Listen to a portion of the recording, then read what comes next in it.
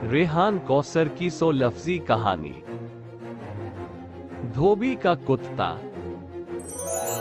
संघ के हेडक्वार्टर नागपुर में तकरीब जारी थी, जिसका मौजू था जमहूरी निज़ाम और इख्तिदार का हुसूल। कुछ फासले पर वाक़े मोमिनपुरा के एक बिरयानी सेंटर से दो दोस्त गुफ्तगू करते बाहर निकले। यार सादिक, आज नई बात इल्म में आई तो लगा कि हमारी इल्मियत का जनाजा निकल गया। मतलब? धोबी का कुत्ता घर का ना घाट का। इसमें कुत्ते से मुराद कुत्ता है, यानी कपड़े धोने का डंडा असल लफ्ज कुत्ता था जो बिगड़कर कुत्ता बन गया। तभी वहां खड़ा एक आवारा कुत्ता दोनों पर भड़क गया और दोनों को भंभोड़ कर भाग गया।